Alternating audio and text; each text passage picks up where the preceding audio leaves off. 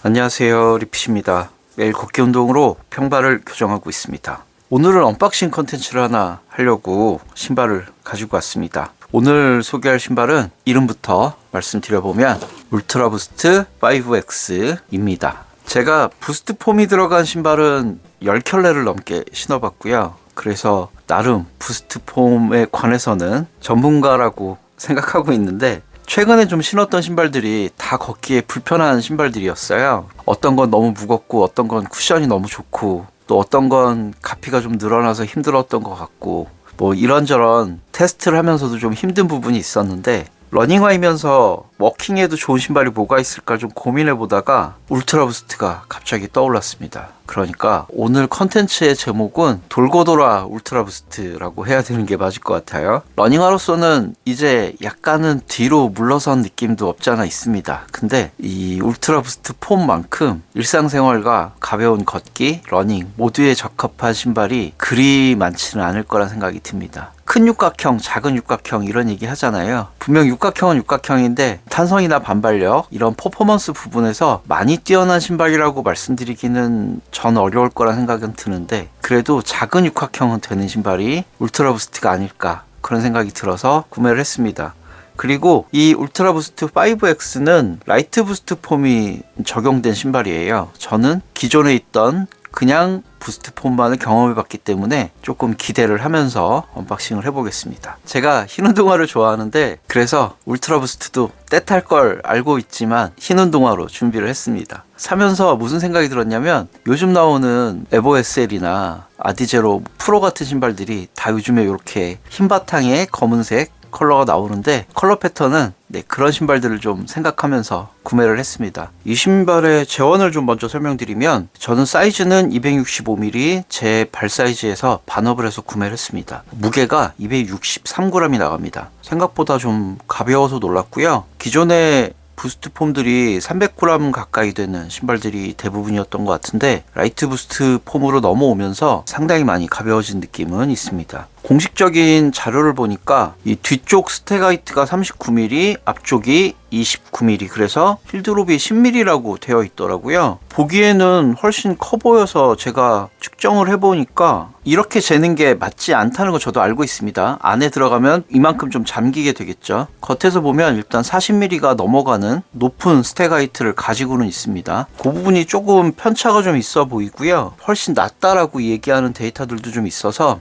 공식 데이터에 의하면 힐드롭은 10mm 정도다, 이렇게 생각하시면 될 것 같아요. 상당히 여러 가지 데이터들이 좀 있었기 때문에 혼선이 좀 오긴 했는데, 대략 4cm 정도의 힐 스테가이트를 가진다, 그렇게 보시면 될 것 같습니다. 이 신발은 이제 5X인데요. 기존의 울트라부스트들이 대부분 측면에 케이지가 있었는데, 이 신발은 케이지가 없는 신발입니다. 일체형 가피에 끈을 연결할 수 있는 부분이 살짝 더 추가된 정도로만 마무리가 되어 있습니다. 그래서 신발끈 구멍은 4개밖에 없는 구조로 되어 있어요. 이런 부분 좀 특이하다고 봐야 될 것 같고, 이 측면에 케이지가 없어서 발 고정력이 떨어질 것 같지만 아디다스의 로고 부분이 상당히 단단하게 플라스틱 판 같은 느낌의 질감으로 접착이 되어 있어서 고정력은 상당히 좋아 보입니다. 지금 이렇게 안에 보시면 약간 회색 톤의 무언가가 보이실 텐데, 내측에도 약간의 코팅이 되어 있습니다. 이런 부분 때문에 케이지가 없다고 하더라도 측면의 안정성은 충분히 나오지 않을까, 그런 생각이 좀 들었습니다. 아웃솔부터 설명드려야 되는데 먼저 모델에 관해 설명드리다 보니 이 신발끈 부분을 먼저 설명드렸네요. 일단 아웃솔부터 쭉 한번 설명을 드려보면, 아웃솔은 당연히 컨티넨탈 러버 아웃솔이 들어있고요. 질감이 좋은 아웃솔이 들어있습니다. 내구성도 좋고 접지력도 항상 좋았기 때문에 이번에도 기대하고 있습니다. 이렇게 보시면 X자 형태의 이제 토션 시스템이 들어있는데요. 기존에는 이런 형태가 아니었죠. 제가 예전에 갖고 있던 울트라부스트를 한번 보여드리면,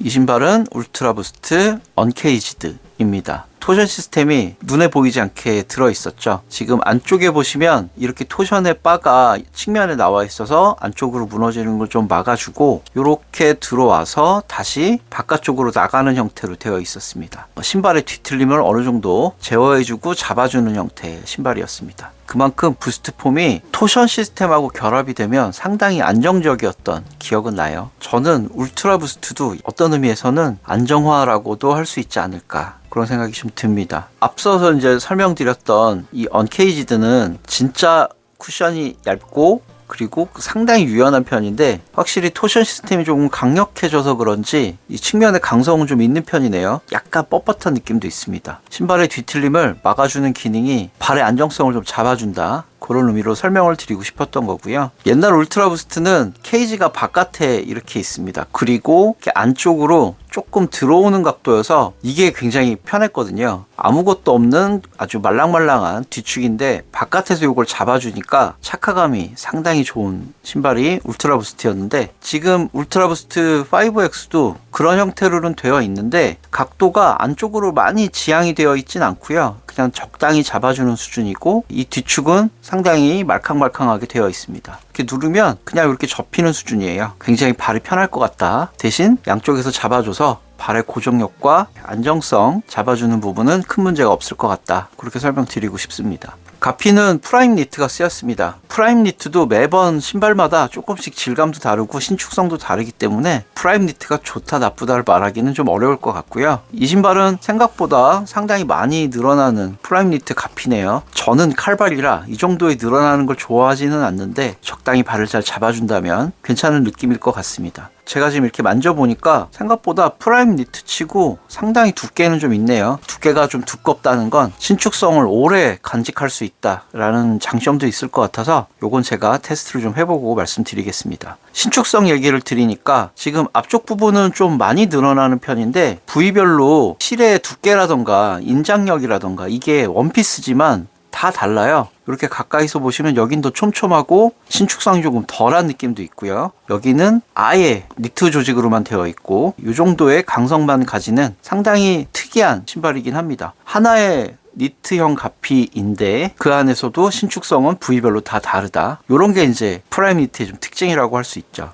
그래서 발에만 맞다면 프라임 니트가 굉장히 편할 수 있습니다. 반대로 얘기하면 발에 안 맞는 신발을 신으면 세상 불편한 게 또 프라임 니트니까요. 꼭 신발을 착화해보고 신으시는 걸 추천드립니다. 안쪽에 이렇게 패딩이 양쪽에 들어있어서 뒤축을 잡아준다기보단 요 위쪽 부위를 잡아주는 역할을 할 것 같고요. 디자인이나 조형은 확실히 좀 전보다 예뻐진 것 같기는 하네요. 문득 드는 생각이, 만져만 봐도 장담할 수가 있는 게 무주해반증으로 엄지발가락 쪽에 조금 통증이 있으신 분들은 그냥 울트라 부스트를 신으시면 될 것 같습니다. 앞쪽이 상당히 부드러워서 착화감에선 한 번은 먹고 들어가는 신발이니까 기대를 좀 하게 되는 부분이 있습니다. 사실 울트라 부스트가 세상에 나온 게 2013년이에요. 그러니까 올해로 이제 12년 정도 지난 신발이잖아요. 이미 나이키로 치면 리액트 폼도 있고요. 여전히 뭐 쿠시론이 쓰이는 신발들도 있지만 굉장히 오래된 폼은 맞습니다. 오래됐지만 새 거인 것 같고 또 새 거인 것 같지만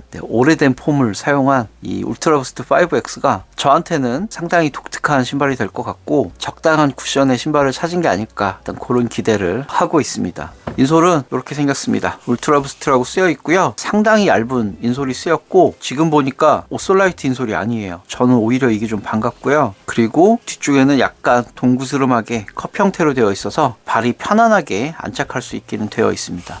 상당히 정교하게 만들어진 인솔이다라는 느낌이 드는 게, 지금 화면에는 정확히 안 보이실 텐데 지금 움푹 패인 부분이 여기가 조금 움푹 패였고요. 이 앞쪽이 지금 조형이 되어 있기를 조금 밑으로 꺼져 있게 되어 있습니다. 그래서 발이 이 안에 고스란히 담기는 느낌이 들거든요. 요것 때문에 발이 상당히 편하지 않을까, 그런 생각이 듭니다. 발이 평평하지 않고 굴곡이 있기 때문에 이런 인솔이 훨씬 좋을 수도 있겠다, 그런 생각이 좀 드네요. 워낙 오래된 시리즈의 신발이고 여러 가지 전통들을 고스란히 계승했기 때문에 자세한 리뷰를 드릴 만한 것은 없고요. 신어보고 폼이 어떤지 조금 더 느낌을 좀 설명드려 보도록 하겠습니다. 저는 지금 아디다스 울트라 부스트 5X를 신고 있습니다. 약간 오버해서 말씀드리는 걸 수도 있는데 울트라 부스트는 역시 최고의 워킹아인 것 같아요. 신으니까 너무 편하긴 하네요. 쿠션의 단단함 정도를 설명드리면 미즈노 웨이브라이더랑 조금 비슷한 느낌? 그 정도 느낌입니다. 그거보다 조금 더 단단한 느낌인 것 같긴 한데 요건 두께가 좀 있어서 걸으면 조금 더 푹신하다고 느낄 수도 있을 것 같아요. 반발력이나 경도는 좀 더 운동을 해봐야 알겠지만 처음 쿠션의 느낌은 미즈노의 웨이브 라이더랑 좀 비슷한 느낌이다, 그렇게 보시면 될 것 같습니다. 벨로시티 나이트로보다는 조금 말랑하고 웨이브 라이더보다 조금 단단한 느낌, 그렇게 설명드리면 될 것 같습니다. 제가 아까 인솔 설명드렸는데 발바닥이 평평하지 않고 안에도 높았다가 살짝 들어갔다가 이렇게 올라오는 느낌이 들 정도로 높낮이도 있고요, 공간감도 있어서 상당히 발하고 일체감은 좋은 편입니다. 울트라부스트 5랑 다르게 제가 아까 케이지가 없다고 말씀드렸는데 그래서 고정력이 괜찮을까를 걱정했거든요. 사실